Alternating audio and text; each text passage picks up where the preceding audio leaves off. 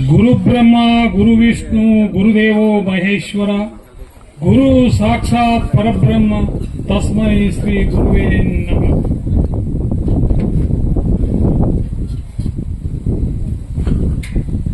ಗುರು ಪೂರ್ಣಿಮೆಯ ಪವಿತ್ರ ದಿನದಂದು ಗುರು ಸ್ವರೂಪಿಗಳಾದಂಥ ಸರ್ವತ್ರೀಯ ಬ್ರಹ್ಮನಿಷ್ಠ ಸದ್ಗುರು ಶಂಭುಲಿಂಗ ಮಹಾಸ್ವಾಮಿಗಳ ಪಾದಾರವಿಂದಗಳಲ್ಲಿ ನಮಸ್ಕರಿಸಿ ವೇದಿಕೆಯ ಮೇಲೆ ಆಸೀನರಾದ ಎಲ್ಲಾ ಮಹಾನುಭಾವರಿಗೂ ವಂದಿಸಿ ಇವತ್ತಿನ ಕಾರ್ಯಕ್ರಮದಲ್ಲಿ ಭಾಗವಹಿಸೋಣ.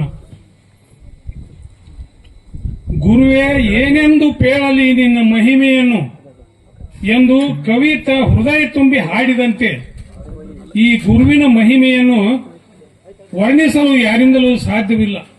ಆದರೂ ಕೂಡ ಈ ಗುರು ಪೂರ್ಣಿಮೆ ಆದಿಗುರುವಾದ ವ್ಯಾಸ ಮಹರ್ಷಿಗಳ ಹೆಸರಿನಿಂದ ಗುರು ಪೂರ್ಣಿಮೆ ಎಂದು ವ್ಯಾಸ ಪೂರ್ಣಿಮೆ ಎಂದು ಕರೆಯಲ್ಪಟ್ಟಿದೆ. ಅಂಥ ಗುರುವಿನ ಸ್ವರೂಪದಲ್ಲಿರ್ತಕ್ಕಂಥ ಎಲ್ಲಾ ಗುರುಗಳನ್ನು ಸ್ಮರಣೆ ಮಾಡುವಂತಹ ಸಂದರ್ಭ ಇದು. ಅದಕ್ಕೆ ಇಲ್ಲಿ ಗುರುವಿನ ಮಹಿಮೆಯನ್ನು ಹೇಳಿಕೊಂಡು ಬಂದಿದ್ದಾರೆ. ಕರುಣೆ, ಸತ್ಕಲೆ, ಶಾಸ್ತ್ರ ಪರಿಣತೆ, ನಿರಾಶೆ, ಸುಮುಖತ್ವ, ಸುಂದರತೆ ಇವು ಗುರುವಿನ ಲಕ್ಷಣಗಳು. ಇವು ಯಾರಲ್ಲಿ ಇವೆಯೋ ಅವರೇ ಗುರುಗಳು. ಅದನ್ನ ಅನುಭವ ಸಾರದಲ್ಲಿ ಶ್ರೀಮನ್ ನಿಜಗುಂಡರು ಇದನ್ನ ಹೇಳ್ಕೊಂಡು ಬಂದಿದ್ದಾರೆ. ಅದರಂತೆ ಗುರು ಅಂತಂದ್ರೆ ಕತ್ತಲೆಯನ್ನು ಕಳೆಯುವಂತ, ಅಜ್ಞಾನವೆಂಬ ಕತ್ತಲೆಯನ್ನು ಕಳೆಯುವಂತ, ಸುಜ್ಞಾನವೆಂಬ ಪ್ರಕಾಶವನ್ನು ಬೆಳಗುವಂತ ಗುರುವೇ ಗುರು ಸ್ವರೂಪ. ಇದನ್ನ ಗುರು ಸ್ವರೂಪಿಗಳಾದಂತ ಸನ್ಮಾನ್ಯರು ಅನೇಕರಿರಬಹುದು ಈ ಜಗತ್ತಿನಲ್ಲಿ. ಆದರೆ ಎಲ್ಲಕ್ಕಿಂತ ಎಲ್ಲರಲ್ಲಿ ಇದನ್ನ ಸರಿಸಾಟಿಯಾಗಿ ನಾವು ಹೋಲಿಸಲು ಬರುವುದಿಲ್ಲ. ಆದಿಗುರುವಾದ ವ್ಯಾಸ ಮಹರ್ಷಿಗಳನ್ನ ನಾವು ಸ್ಮರಿಸಿದಂತೆ ವ್ಯಾಸ ಮಹರ್ಷಿಗಳ ನೆನಪಿನಲ್ಲಿ ನಾವು ಉಳಿದ ಗುರುಗಳನ್ನು ಸ್ಮರಣೆ ಮಾಡಲು ಈ ಗುರು ಪೂರ್ಣಿಮೆಯನ್ನ, ಈ ವ್ಯಾಸ ಪೂರ್ಣಿಮೆಯನ್ನ ನಾವು ಆಚರಣೆಯಲ್ಲಿ ತಂದಿದ್ದೇವೆ. ಇದು ಸಾವಿರಾರು ವರ್ಷಗಳಿಂದ ಆಚರಣೆಯಲ್ಲಿ ಇರತಕ್ಕಂತ ಒಂದು ಘಟನೆ. ಆದ್ದರಿಂದ ಇಲ್ಲಿ ಗುರುವನ್ನು ಸ್ಮರಿಸುತ್ತಾ, ಗುರುವನ್ನು ಹೊಗಳುತ್ತಾ ಅವರ ಸ್ಮರಣೆಯಲ್ಲಿ ಇರತಕ್ಕಂತ ಈ ದಿನವೇ ಗುರು ಸ್ಮರಣೆ. ಇದಕ್ಕೆ ಒಂದು ಉತ್ತಮ ಉದಾಹರಣೆ ನನಗೆ ನೆನಪಾಗ್ತಾ ಇದೆ. ಈ ಶಂಭುಲಿಂಗ ಸ್ವಾಮಿಗಳ ಒಡನಾಟದಲ್ಲಿ ನಾನು ಬಹಳ ದಿನ ಇದ್ದೆ. ಆದ್ರೆ ಉಣ್ಣೆ ಕೆಚ್ಚಲೊಳಿದ್ದು ಉಣದದು ನೊರೆವಾಲ ಎನ್ನುವಂತೆ ನಾನು ಅವರ ಒಡನಾಟದಲ್ಲಿ ಇದ್ರೂ ಕೂಡ ನನಗ ಈ ವೃತ್ತಿ ಪ್ರಭಾಕರ, ವೃತ್ತಿ ರತ್ನಾವಳಿ ಇವು ಯಾವು ನನಗೆ ತಲೆಗೆ ಹತ್ತಲಿಲ್ಲ. ಇದಕ್ಕೆ ಉದಾಹರಣೆ, ಒಮ್ಮೆ ಅವ್ರು ನಮ್ಮ ಊರಿಗೆ ಬಂದಿದ್ರು. ನನಗ ಶಾಸ್ತ್ರ ಕಲಿಸಬೇಕಂತ ಬಂದಿದ್ರತ್ತ ನನಗ ಅನುಭವ. ಅಂತ ಸಮಯದೊಳಗ ಅವರು ನಮ್ಮ ಊರಿಗೆ ಬಂದ್ರು, ಈ ವೃತ್ತಿ ರತ್ನಾವಳಿ ಪ್ರಾರಂಭ ಮಾಡಿದ್ರು. ಆ ಟೈಮ್ದಾಗ ನನಗೊಂದು ಮಹತ್ವದ ಕೆಲಸ ಬಂದ ನಾನು ಜಮಖಂಡಿಗೆ ಹೋದ್ನಿ.